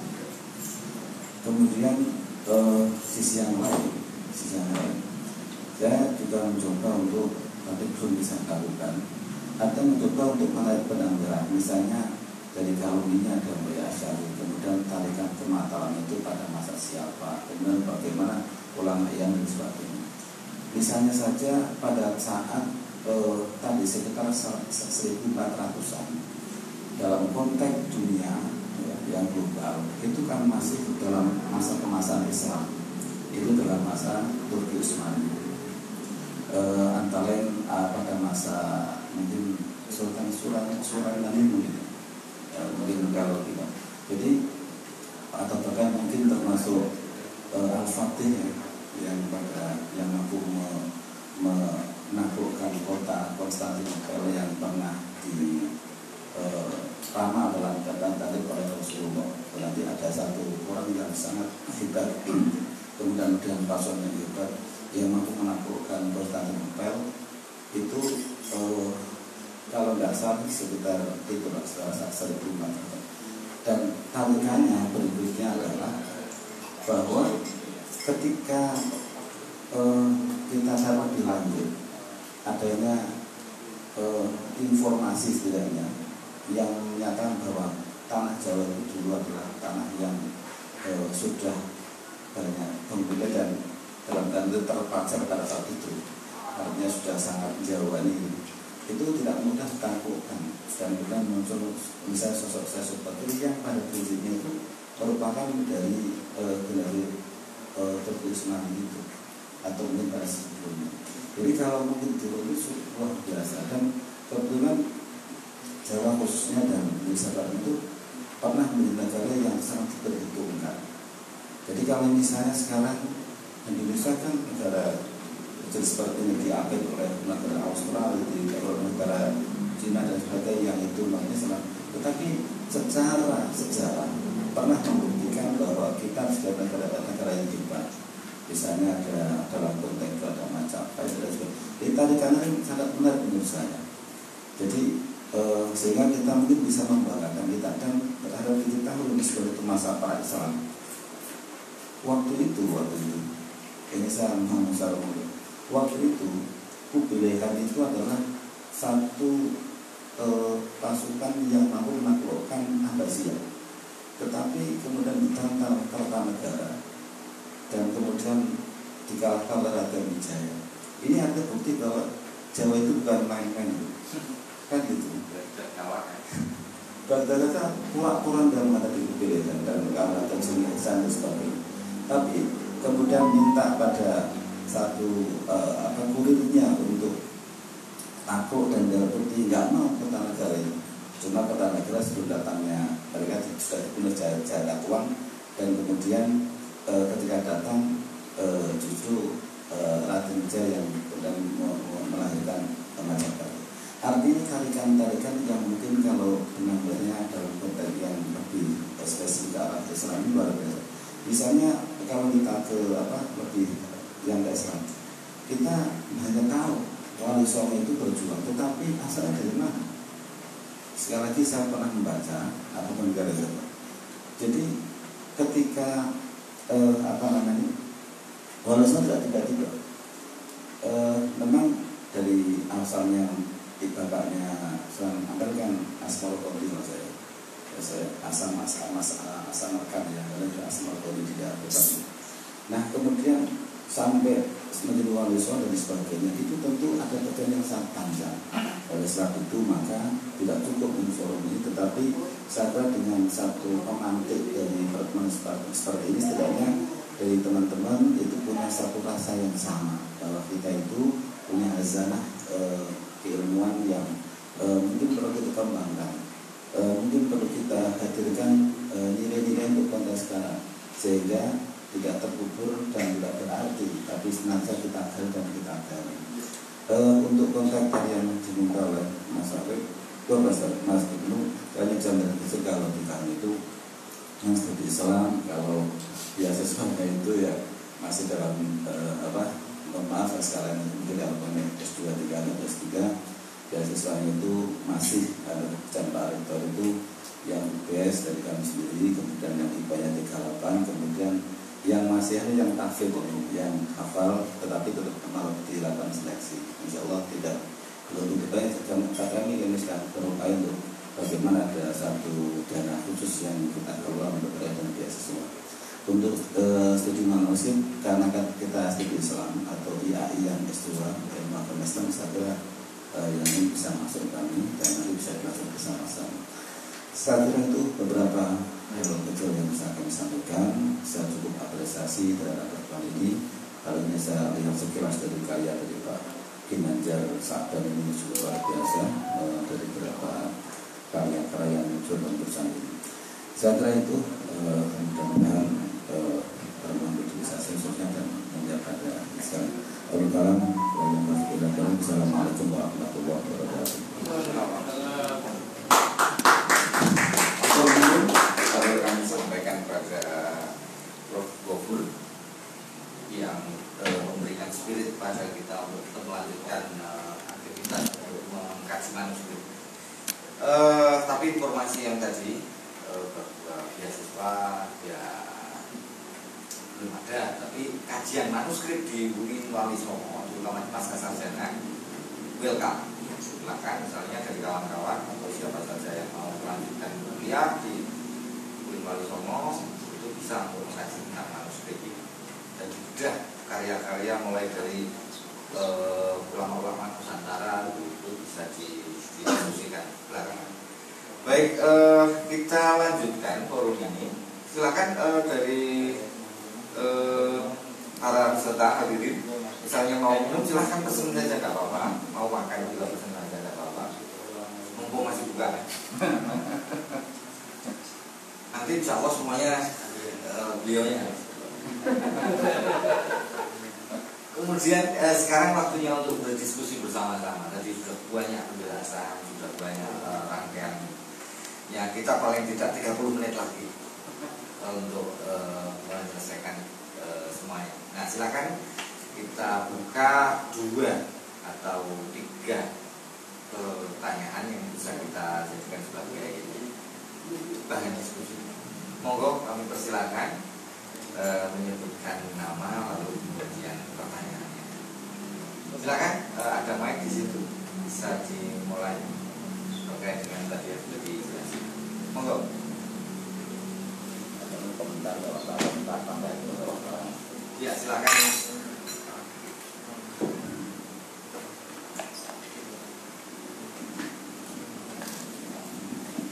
Assalamualaikum warahmatullahi wabarakatuh. Waalaikumsalam warahmatullahi wabarakatuh.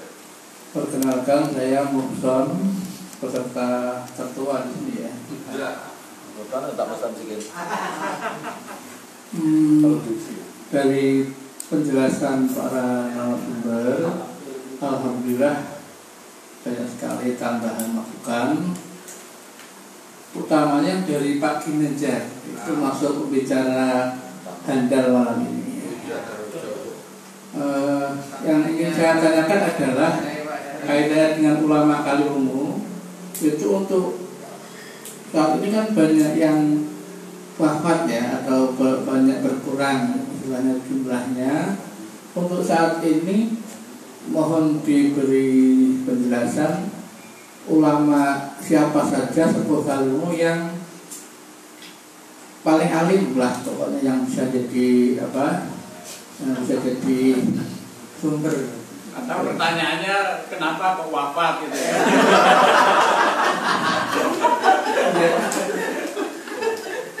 Yang berkurang.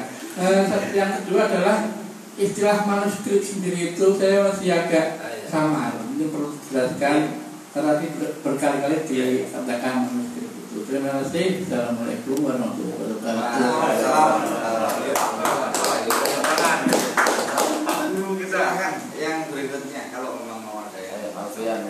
Monggo, Mas. Gimana ya, Mas? Silakan. Oh, belum. Ini memang agak ya, level educator lah. Manuskrip itu berbeda. Kalau politik yuk banyak. Manuskrip itu jarang. Yang tidak populer bahasanya seperti itu. Mungkin barangkali satu pertanyaan ini bisa ditanggapi. Pak Yen, mungkin nanti yang Angga jawabannya. silakan. Kenapa kok mati? yang agak penting itu tadi manuskrip karena memang apa ya, masih belum begitu populer. Ada. Oke, belum enggak? Yang maksudnya Izin ya. Manuskrip itu berasal dari bahasa Eropa, Pak Muson. Orang skrip itu tulisan tangan. Jadi manuskrip kalau dalam pengertian filologi, kalau bahasa Arabnya makhtut, dari kata-kata khot itu kan tulisan tangan. Makhtut itu adalah lembaran-lembaran tua tulisan tangan. Ini biar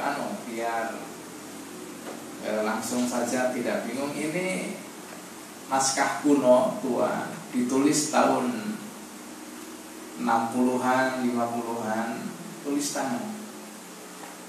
Dan ini kategorinya tidak banyak karena ini cuma ada satu-satunya di dunia. Itu disebut makhtut atau manuskrip. Bedanya dalam yang lain itu adalah naskah cetak atau matbu di sini. Di kata-kata toba'ah itu cetak. Nah, ini kalau yang ini namanya matbu, itu naskah cetak. Kalau ini naskah manuskrip.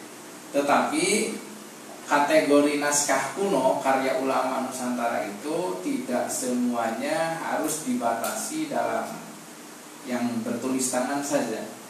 Tetapi ada juga mungkin karya ulama Nusantara dulu itu yang pernah dicetak, tetapi setelah itu berhenti dicetaknya, hanya sekali cetak saja terus putus. Nah, sehingga itu nilainya sama penting dengan makhtut. Jadi qad takun an-nuskhah al-matbu'ah al-qadimah aktsar ahamiyah min al-makhtut. Jadi kadang-kadang naskah kuno karya ulama Nusantara yang berupa cetak tua itu secara secara kimahnya, nilainya itu lebih berharga daripada naskah tulis tangan. Nah, kalau naskah tulis tangannya itu hanya berupa naskah salinan saja, bukan naskah karangan gitu. Itu kalau sedikit penjelasan tentang manuskrip itu seperti tadi Pak Muson. Nah, ada satu disiplin ilmu yang memang mengkaji tentang seluk-beluk naskah-naskah kuno yang bertulis tangan ini. Namanya adalah ilmu filologi, atau dalam padanan bahasa Arabnya ilmu tahqiqil makhtut gitu ya, ilmu tahqiq. Itu barangkali mau menambahkan tambahan lagi mungkin menjelaskan bahwa durasi usia bisa dikatakan itu manuskrip itu berapa tahun? Oh iya itu. Kalau durasi usia, kalau namanya makhtut itu ya untuk dikategorikan sebagai bahan yang boleh diteliti, rata-rata itu usianya memang 50 tahun ke atas. Itu adalah usia dari satu benda disebut sebagai benda kuno. Itu 50 tahun ke atas. Itu kan udah usia. Jadi Pak Musa itu Masuk tuh. Ada 50-an ada ya. 56 ya. Itu tapi kalau di barat 100 tahunan. Maksudnya relatif lah, kita ambil yang 50-an. Tetapi kalau di Arab itu agak lebih saklek lagi. Naskah-naskah yang boleh diteliti kalau di kampus-kampus Arab itu usianya 300 tahun ke atas. Jadi masa-masa tahun 1800 ke sini itu agak sulit. Karena masih, bukan karena apa-apa, karena masih banyak manuskrip-manuskrip naskah kuno yang ditulis tahun 1000, 1200, 1300, itu masih banyak bangsa. Makanya yang usia 300 tahun ke sini itu biar nanti jadi tabungan bahan penelitian buat generasi anak cucunya, katanya begitu. Tapi kalau di Indonesia saya pikir kan keadaannya berbeda. Keadaannya berbeda karena misalkan ketika di Eropa itu sudah banyak tersebar tradisi cetak gitu ya. Di kita kan tahun 1900, 1950, 1970 masih banyak orang yang nulis tangan kan. Nah, buktinya ini adalah karya-karya yang ditulis oleh Ki Abul Khair. Itu kan tahun 60, tahun 70 ya. Tahun 50 itu ya usianya masih kurang dari 100 tahun. Tetapi ini sudah bisa dalam kategori kekunoan gitu ya. Itu. Yang lain silakan. Monggo. Ya, monggo. Ngapain aja dah?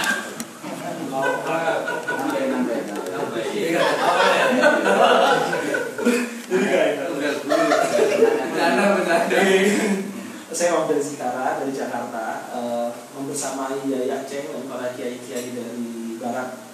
Ya, supirin, tapi kemudian mendapatkan keberkahan untuk bisa bertemu para kiai-kiai yang lain gitu di sini. Alhamdulillah. Sebenarnya ini bukan pertanyaan dari pribadi saya, tapi selama membersamai Yai Aceh ini kan sering berbicara, sering ngobrol di mobil, lalu banyak bercerita begitu. Yai Aceh kemudian bertanya dan kemudian mungkin belum sempat ditanyakan sama Yai Aceh sendiri, dan mungkin bisa dijawab oleh para masyayikh di sini. Salah satu adalah pertanyaan bahwa kenapa kok akhirnya Kendal ini menjadi sebuah destinasi tujuan para ulama-ulama besar, bukan hanya dari daerah-daerah lokal di Jawa saja, tapi kemudian dari Timur Tengah. Bahkan tadi kita sempat berkunjung ke beberapa makam-makam masyayikh yang luar biasa. Ada Sayyid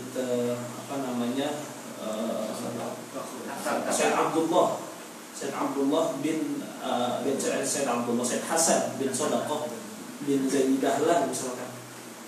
Dan kemudian memang waktu di Garut, ini kan bermula dari Garut bertemu dengan makam Sayyid Abdullah bin Sodaqah bin Zaid Dahlan. Lalu kemudian di sana diceritakan di Kendal juga ada Sayyid Hasan kan begitu. Itu kan ulama yang bukan hanya lokal tapi taraf internasional gitu. Lalu ada lagi Sayyid Bakur yang kemudian juga di sini gitu, dan banyak para masyayikh lain mungkin seperti misalnya gurunya Sayyid Kiai Soleh Darat tadi juga sempat kita lewati tapi belum sempat berkunjung ke sana. Lalu mengapa kemudian ada karomah apa?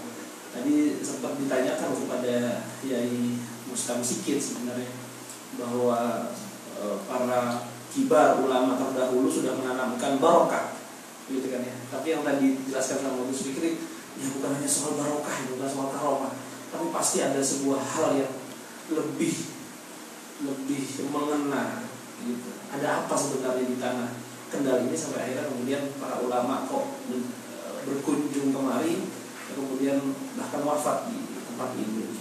Terima kasih. Mau pakai antropologis? Bisa Gus Fikri, bisa para tokoh yang lain. Saya yang tertarik itu pertanyaannya. Ya benar ini. Kalau ini nggak tertarik ini. Tapi Gus, sebenarnya lebih bagus jawabannya antropologisnya lebih mantap. Tapi monggo ini. Ya, jadi yang pertama Pak Musan ini. Pak Musan itu saudara saya, teman saya kecil itu main bersama-sama. Ya benar, karena Pak Musan itu asal mulanya kakek neneknya itu dari Jagalan. Ya, jadi kalau kita ini orang santri, kalau toh misalkan ada tingkatan-tingkatan kiai, alim, alama, ta'addud kita itu nggak sampai kalau kita mengatakan bahwa kiai ini paling alim. Kalau begitu berarti kiai ini nggak begitu alim kan gitu. Pertanyaannya kan begitu. Itu lanceng. Dan tidak mungkin saya akan menjawab yang paling alim saya kan gitu. Yang pasti itu kita sudah terlalu ditanamkan itu oleh para guru-guru kita, para kiai-kiai kita, bahwa guru-guru kita itu semuanya alim, ya semuanya punya karomah, semuanya punya keberkahan. Ya. Simpel kok. Pertanyaan yang kedua Pak, jangankan yang mengangsu ilmu, menimba ilmu, belajar di Kaliwungu. Di Kaliwungu itu ada yang namanya tradisi sawalan. 1 tahun sekali, setiap 1 minggu setelah Lebaran. Orang itu dari mana-mana, para pedagang itu datang di Kaliwungu. Padahal di sini itu nggak laku, di sini hujan, di sini banjir, di sini rugi. Tapi mereka itu nggak pernah kapok. Mereka nggak pernah kapok. Bahkan mereka itu sangat menanti kapan dia bulan Syawal, kapan tanggal 8 Syawal itu. Itu jawabannya cukup itu. Dan kalau ditanya kenapa di sini itu rugi, tapi kok selalu datang di sini? Karena dengan kerugian di Kaliwungu itu akan mendapatkan keuntungan di tempat-tempat lain yang lebih tinggi, lebih banyak. Ini para pedagang, ini hasil survei loh, bukan kita ngomong. Benar. Jadi ini hasil surveinya begitu. Bisa ditanya nanti bulan Syawal kesini lagi, para pedagang ditanya satu persatu. Falki Asari. Pas kita falnya Ki Asari. Di sini luar biasa ramenya. Hanya kemarin aja libur karena memang pandemi. Besok juga libur. Ya. Jelas besok kelihatannya juga libur lagi. Nanti datang lagi 1 tahun kemudian. Ya, jadi itu jawabannya itu. Gak usah dijawab secara ilmiah, gak usah dijawab. Itu gak perlu dijawab itu. Tapi nanti Prof. Gopur barangkali akan jawab yang secara ilmiah. Tapi jawaban ini sangat mengena. Jawaban ini sangat mengena dan ini real. Tanya orang Kaliwungu yang pernah mengadakan survei itu. Kebanyakan kalau bulan Syawal itu hujan. Gak laku para pedagang itu. Kok gak kapok gitu. Tapi ternyata tadi jawabannya. Tapi setelah ini mereka meremo di tempat-tempat lain itu luar biasa keuntungannya. Fenomena apa? Saya nggak tahu. Ini tugasnya Prof. Gopur sama Dr. Ibnu Fikri yang nanti akan jawab. Terima kasih ya, itu jawabannya. Tentang pengelolaan nasional ini. Saya tadi sudah saya sampaikan nggak perlu nasional, nggak perlu ilmiah. Baik, silakan. Pasti belum puas, nanti kita diskusi di luar saja. Kalau yang nah, ini. Ya, biar berdepan ya. Ya, mungkin nanti yang beransur. Saya tidak kadang-kadang untuk mengansarkan tahun. Cuma yang saya tahu itu hikmahnya begini Pak. Setidaknya ketika saya masih kecil itu banyak kiai-kiai Kaliwungu, tapi dalam bentuk sinergi itu. Misalnya yang saya tahu ada di Asror, di Umer, di Maful dan sebagainya. Itu mereka beliau-beliau itu dalam tanda itu tidak ada yang pernah egonya itu muncul. Jadi misalnya saya pernah mendengar ada seorang santri datang di Asror dengan sekitar misalnya. Belum dengan kiai Umat. Kemudian ada datang orang yang mau ngaji Quran di Umat, maka diminta untuk ke Asror. Jadi artinya bahwa kiai-kiai ini di Kaliwungu pada masa itu justru tak sinergi. Kadang kan kalau kita itu sekarang ya misalnya kadang kalau bisa kamu jadi sama saya kan gitu. Dulu tidak. Jadi ini artinya bahwa dan saling menguatkan kalau dalam pengamatan saya. Jadi mungkin bidangnya apa? Karena seperti kan Mas Firian sudah sudah terpola dan pemikiran ilmiah. Kalau tetap aja, ya itu tetap ada dari sisi itu. Tapi ada dari sisi apa ya, instingnya, intuitifnya itu juga ada. Sehingga mereka itu kalau ada yang sekarang misalnya menjeru kayak itu kan semuanya banyak, beliau sering dengan dikit dan sebagainya, tetap punya masing-masing punya presiden.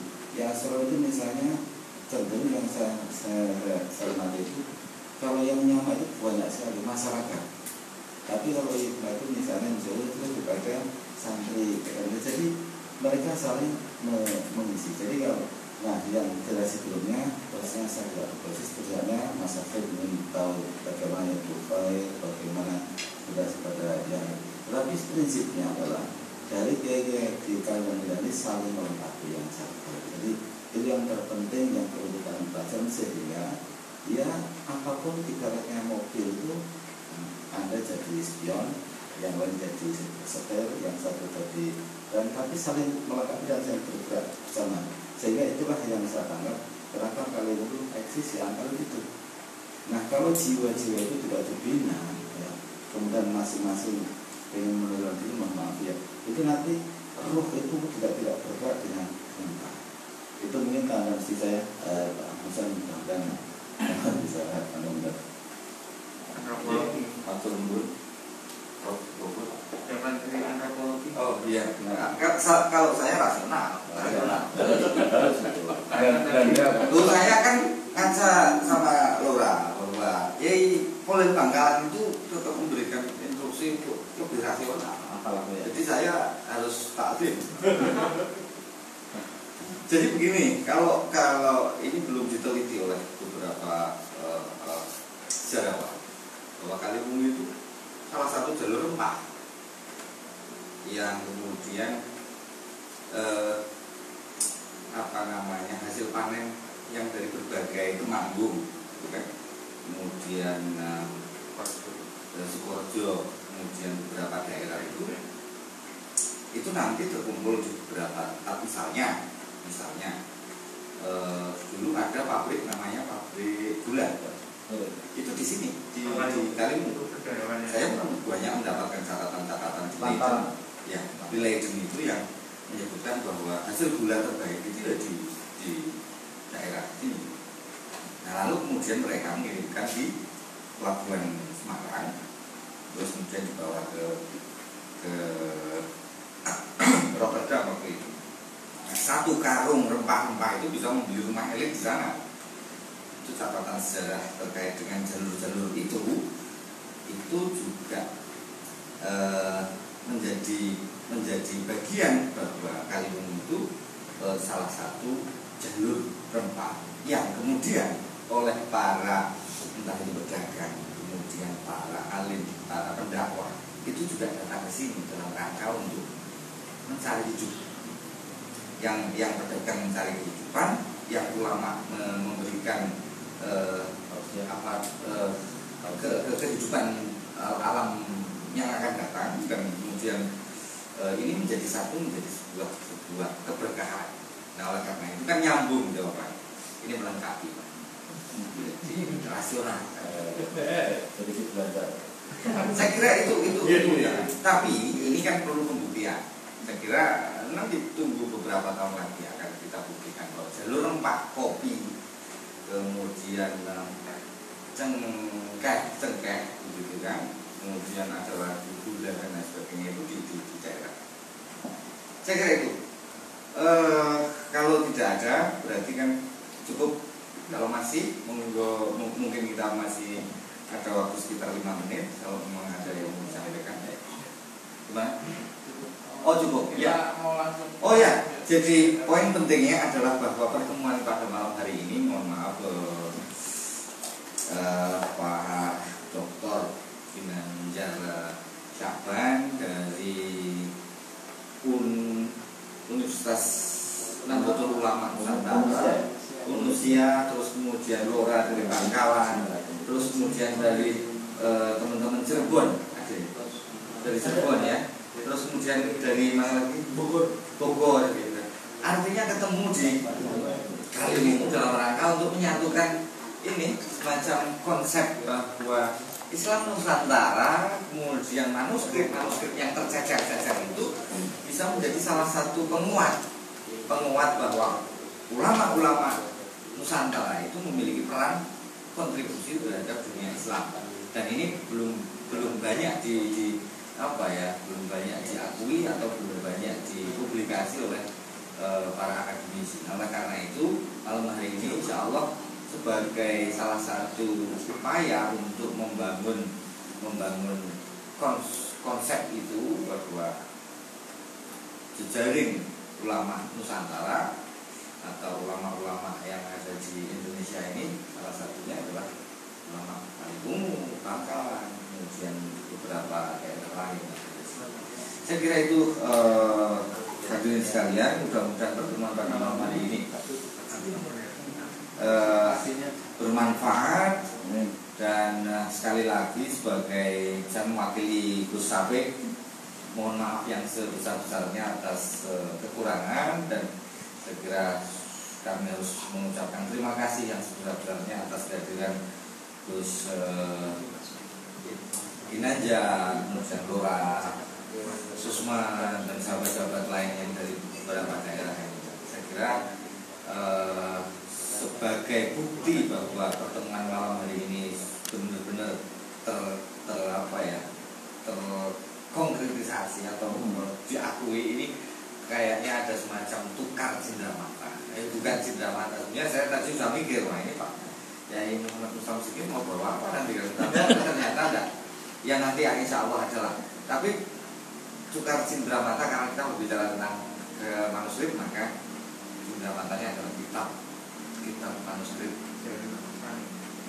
Kaliwungu dan Bangkalan, dan mungkin bisa saya kira itu. Monggo silakan Mas Sapik. Tapi sebelum ada prosesi itu, mari kita tutup bersama-sama dengan berdoa yang akan dipimpin oleh adalah barokah doanya ada Lora ya. Iya, Lora. Monggo. Ini semua minta berkah dari penjenengan ini. Kecelakaan ini. Ya sudah. Monggo. Musafir soleh. Ini bukannya kita pengen Berkahnya Pak. Ya. Sebagai wasilah. Bismillahirrahmanirrahim.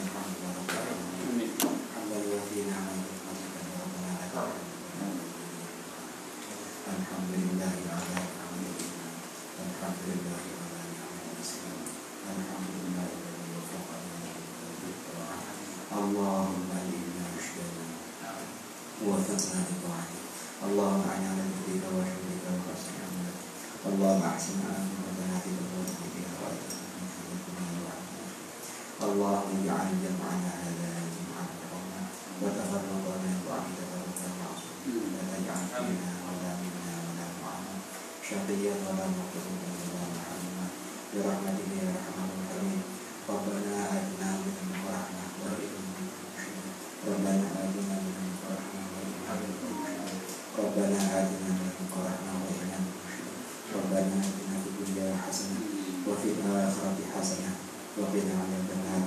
Wa sallallahu ala sayyidina Muhammadin wa alihi wa sahbihi wa sallam. Subhana rabbika rabbil izzati amma yasifun wa salamun ala mursalin walhamdulillahi rabbil alamin. Sirul Fatihah.